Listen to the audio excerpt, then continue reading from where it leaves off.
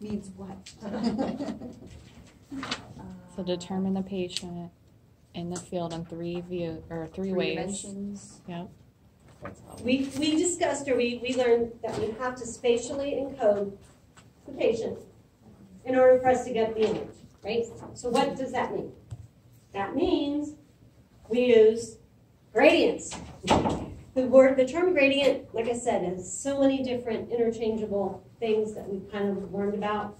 One of the definitions of gradient is the loops of coil, the loops of wire inside the physical, inside the actual machine, right? What's another term that gradient is used for? The slope. What's that? The slope. Yes and no. That's the actual inside the machine, the wires. You know, the slope of the gradient. We talked about physical gradients. What are physical gradients? Physical gradients locate the patient physically in the scanner. So what does that mean? X, Y, Z. X is sagittal. Y, coronal. Z is axial. So in order to locate the patient in the magnet and determine which plane we're scanning in, right, we have to give it basically an address. We'll call it an address or an address, right? So we have three physical gradients, X, Y, and Z, to spatially locate the patient, whether it's sagittal plane, coronal plane, or axial plane. Okay, so then we talked about the three gradients that we use to put it all together. To A, determine the slice, right? Then we need to determine the phase encoding and the frequency encoding. Okay, so that is another trio of gradients, right? So we have X, Y, and Z, which are physical gradients. You may hear them called physical gradients to locate the patient, sagittal, coronal, axial. Then you have the spatial encoding gradients, which is the first one that gets turned on? Slice select. When does slice select gradient get turned on? During RF transmission, correct. What is the next gradient that gets turned on? Phase. Phase encoding. When does the phase encoding gradient get turned on? You turn off before you turn on that. After the 90 excitation, or after the excitation, but before the 180, or in a gradient echo pulse sequence before the gradient. Okay? Then the third gradient that gets turned on, frequency encoding. What is the frequency encoding gradient also known as? Readout. Readout gradient. So when is the frequency encoding gradient turned on? During readout, right? The echo cycle. What's that? The echo at the During the peak of the echo, or when the echo is being picked up, or readout, also known as readout gradient. What else? What else about last week? thickness of slice. What about the thickness of the slice? What does the thickness of the slice determine? Why? What does the steepness of the slope have to do with the thickness of the slice? The thicker this. So a steep slope will yield a thinner slice. A shallow slope, we're talking phase encoding gradient slope, right? Will yield a thicker slice. Very good. What else does the thickness of the slice determine? Besides the slope of the gradient, what else? Bandwidth. Which bandwidth? Transmit bandwidth. Can we control that? No. No. The transmit bandwidth is determined by the thickness of the slice. So all we have to do is select the thickness, and the transmit bandwidth and the slope of the gradient are determined. Which bandwidth can we control? Receive. Receive bandwidth. What is the receive bandwidth? Definition of receive bandwidth. It's about the range of frequencies. The range of frequencies. What does that mean? I know the definition, but what does it mean? Means bandwidth. What does that mean, the range of frequencies?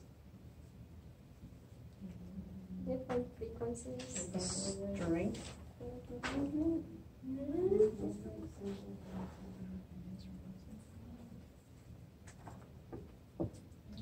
It's like what picks up on what, like shoulder would be as opposed to abdomen. No.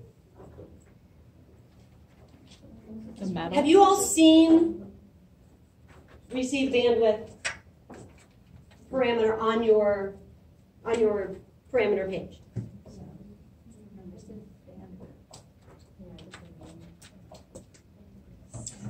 That bandwidth is the receive bandwidth, because remember, we can't set the transmit. So the one that you guys see, when you see BW, some systems will say RBW, receive bandwidth. Some will just say BW, okay? But that is the receive bandwidth, because that's the bandwidth that we as technologists can control. So what does that number mean? It's the range of frequencies. So the higher numbers, the more range of frequencies.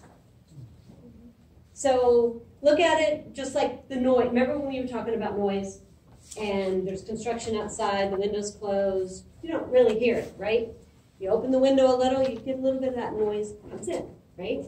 The more you open the window, the more noise you allow in. So the same principle goes with receive bandwidth. The more you open that bandwidth or make that number bigger, the more range of frequencies that you're allowing to sample. Sometimes you're going to get more noise with that. Okay, so you have to be careful with your receive bandwidth. Okay, because as you open that number up or increase that parameter, that number, it's also going to increases the range of frequencies, which also will increase the amount of noise and other things that come in that we're going to get back. So what is the benefit? What's the trade-off? What's the other side of that coin? As far as If you're saying if you increase bandwidth, then you have a higher chance of noise. Correct. So why would you increase bandwidth? to get more of the frequencies sampled to come in. So there is it's a big. Right. Well, what does that do? It can increase your signal because you're allowing more signal in, you're allowing more range of frequency in. But again, you always take in that chance of, okay, so metal. Patient has a knee replacement, shoulder, whatever, metal in the knee, metal in the shoulder, metal in the neck. What is the best pulse sequence to use with the patient that has metal? Why? So 180 Because the rephasing. What is a fast spin echo? 90 followed by multiple 180s. What does the 180 do? It cleans up that magnetic susceptibility, right? Okay, so with that being said, patients that have metal, if you don't have specific software, does anybody know what MARS is? Metal artifact reduction software. It's What's a protocol? it's software. It's actually software, but yeah, I guess they put it in as a protocol because a patient that has metal, they would use a MARS protocol.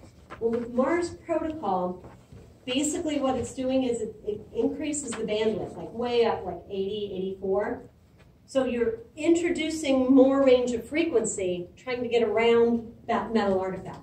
You're never going to get rid of it. You might reduce some of it. So that's a positive thing, like when you open up your bandwidth, okay, with something like that. Does that make sense? Now, does that kind of help? No, but that's It okay. does. Hopefully by May it will help. Okay, all right, so gradients, XYZ, gradient, slice select, frequency encoding, or phase encoding, frequency encoding, slice thickness, controlling our bandwidth and our transmit bandwidth and our slope of the gradient. What else did we go over last week?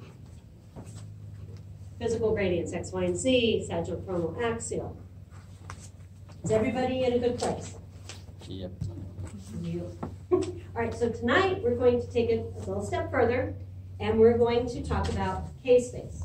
Once we collect that data, what happens to that data, and how we interpret it to get our image, okay? All right, so what is K-space? K-space is basically just a temporary storage area for the data that's collected and received from the receiver coil before it actually goes to the array processor and gets processed and assigned a place on the grayscale to get us an image. So K-space allows the computer to determine what location a frequency came from. Okay? It is basically a spatial frequency domain. So K-space has two axes. Here we go again. We've talked phase, we've talked frequency, we've talked phase encoding as a gradient, frequency encoding as a gradient. Now we're in K-space, and K-space has two axes. A phase axis and a frequency axis, for where this information will be stored and how it will be determined on the image. That was another thing we talked about last week. Phase and frequency, the direction. Why is that important? Someone tell me about the frequency direction on the image. It's typically the long axis of the image. So what does that mean? When you're looking at an image, you look at where the anatomy, how it runs, how the majority of the anatomy runs. So if you're looking at a sagittal lumbar spine, we have two directions. We have superior and inferior. We have anterior and posterior that we see looking at the image. Remember, every time you look at an image, whether it be a sagittal, an axial, or coronal, you're always going to see two different directions, correct? If we're looking at a coronal, what do we see? What are the two different directions we see? Anterior to posterior. Left, right. Inferior, okay. Inferior, superior. Coronal is anterior to posterior. We already know that.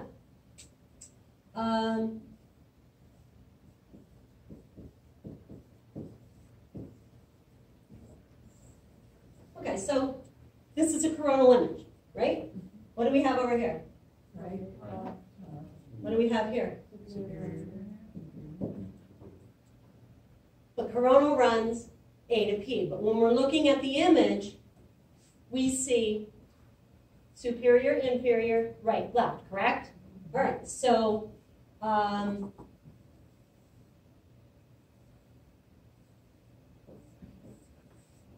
axial brain, what do we have? Right, left, anterior, posterior. Okay, so then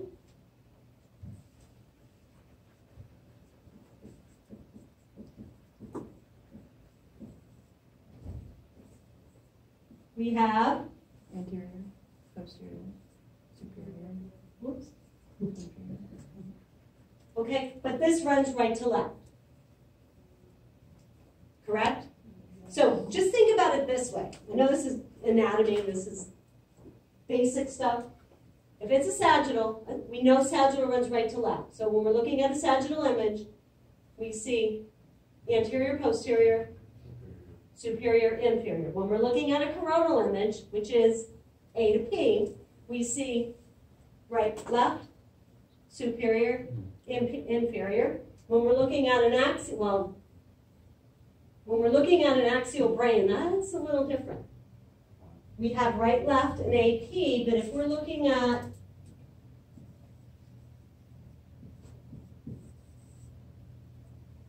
for a spine,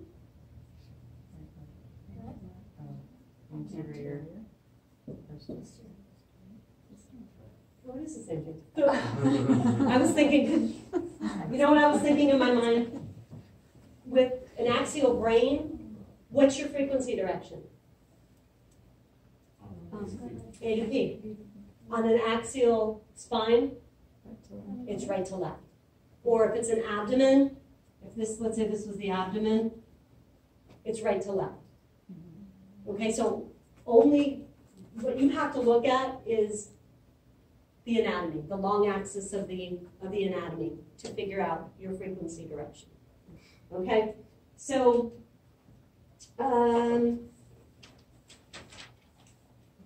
adapting phase axis and frequency axis in K-space looks like this. K-space is rectangular, okay? It has two axes, a phase and a frequency. Phase axial is always the vertical, and frequency is always the horizontal axis. This is K-space. This isn't looking at the image, okay? When we talk about phase direction and frequency direction, looking at the image, that's the reference, okay? When we're in K-space, K-space has two axes. It has a phase and a frequency. The phase axis is vertical. The frequency axis is horizontal. So,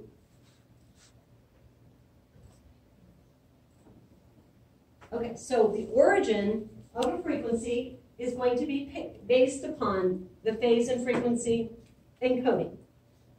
Each time a phase or frequency encoding occurs, a line of K-space gets filled. Okay, so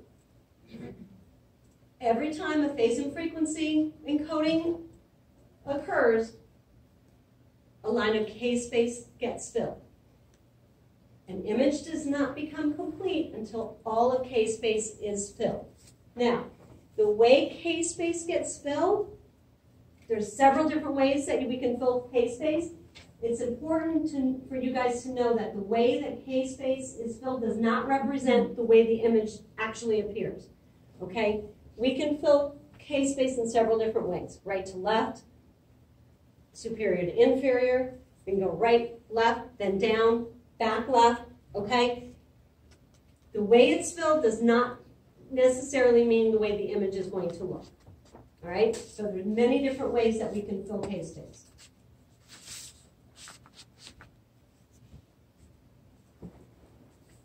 What happens once the data gets collected into the, or by the receiver coil? That data gets filtered before it actually goes to the array processor. Think about it like as like the lens of a camera. Okay, so what happens is the data, the K-space is like the lens of a camera, and the light passes through the lens. That lens is called the Fourier transform. So the data goes through that lens before it gets to the array processor and gets assigned a position on the grayscale to actually get our actual image. Okay, so the data gets collected by the receiver coil. It's stored in K-space. It gets sorted out in K-space. Then it goes through the Fourier transform before it gets to the array processor. It's kind of like just going through the lens of a camera. All right? So when we look at an image, we have several different parameters, right, that we have to set. Besides our TR and our TE, which they're mainly for what?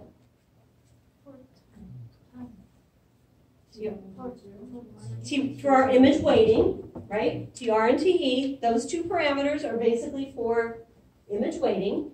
We have field of view. What is field of view? How much is it? The area that we cover, right? What is next, or number of excitations, or number of signals averaged? Has that been explained to you guys as you're sitting at the scanner? Number of acquisitions. Number, It's how many times you run the phase encoding and frequency encoding in order to get your image. The higher that number goes, the higher your signal gets. Okay, we're not going to delve too much into that, but I'm trying to throw some of these parameters at you guys so that you know what they are, what they determine, and we're going to learn how to manipulate them and use them either to make our signal better, increase our signal, and or to decrease our time. Okay, so let's talk a little bit about field of view. Field of view is the area of anatomy that's being covered. It can be square or rectangular. What does that mean? Square meaning even on all four sides, right? Rectangular meaning two sides equal, the other two sides are equal, just like a rectangle. Can anybody give me an example of when you use a rectangular field of view? Spine. Why?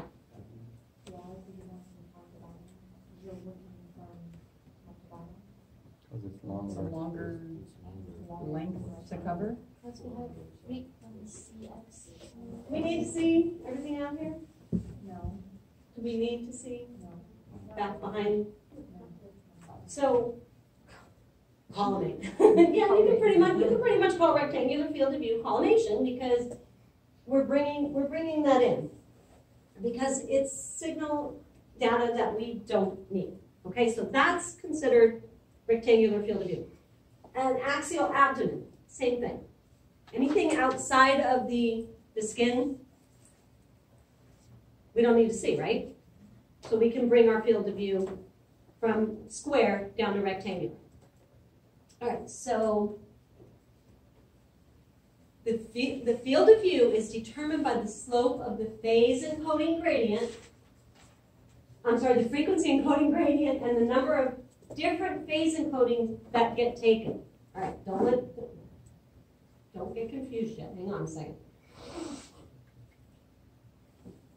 The field of view gets segmented into pixels. What are pixels? They're 2D, right? What are voxels? Voxels become 3D, okay, which is actually what we're looking at in our image. So the field of view will be segmented into pixels. This corresponds with an image matrix. Has anybody looked at matrix, or the text talked to you guys about matrix on your image? Matrix. Okay, so matrix is going to be the field of view. When we're looking at our field of view, we're going to be looking at pixels. And how many pixels that we use in there inside the field of view determines the matrix. And guess what? The matrix has two axes. There are two sides.